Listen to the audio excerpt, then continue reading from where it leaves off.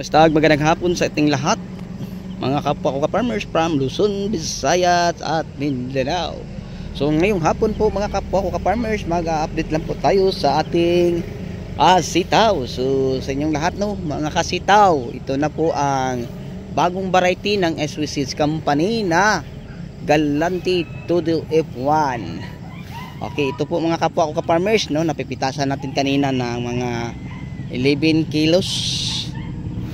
So yan, marami po siyang bunga ang ating sitaw, so ito po ang Galante Todo.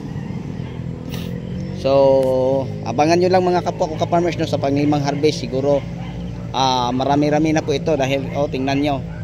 So kanina pinipitasan natin to.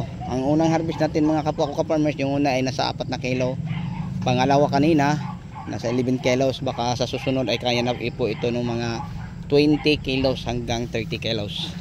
Kunti lang po ito, ilang linya lang, parang 8, kasi 10 lang po ito mga kapwa ko ka-farmers, ang ating sitaw na Galante Todo F1. So first time ko pong nagtanim nito ng variety na to, kasi yung tinatanim ko dati ay makisig po. So marami na mga malilit na bunga.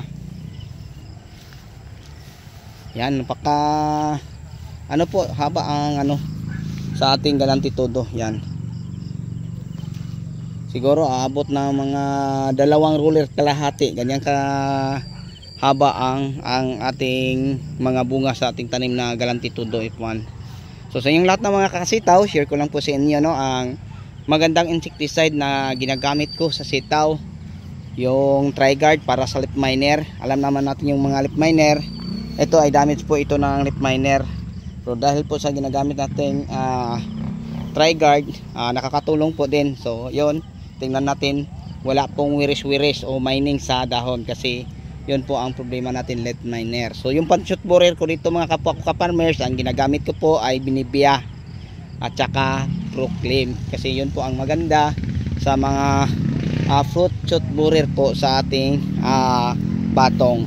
So ang fruit shoot borer mga kapwa ko ka-farmers ay dito po natin makikita sa mga bunga, kinakain po ng uod. So ito, kung tingnan natin, wala tayong nakitang may damage sa mapinsalang insektong uod. So yun po mga ka-farmers, pati yung mga aphids wala tayong nakikita. So sa madaling salita, ang bawat bunga at mga talbos ay napakalinis po, dahil po sa ginagamit nating Binibia, Alika, tapos yung foliar naman natin dito na Green Acres, maganda din para dito.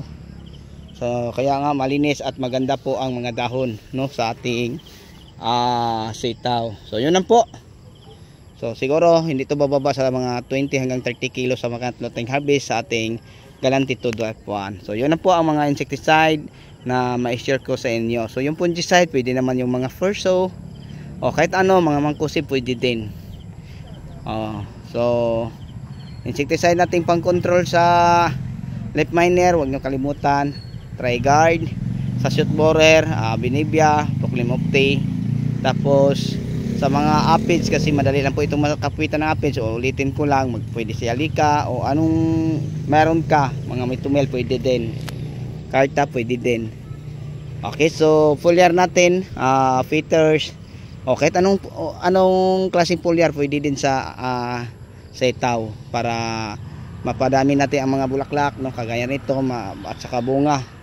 So yun lang po mga ka-viewers, mga ka-farmers, hanggang sa uli ako na po magpapalam. God bless at mabuhay po tayong lahat. Bye bye.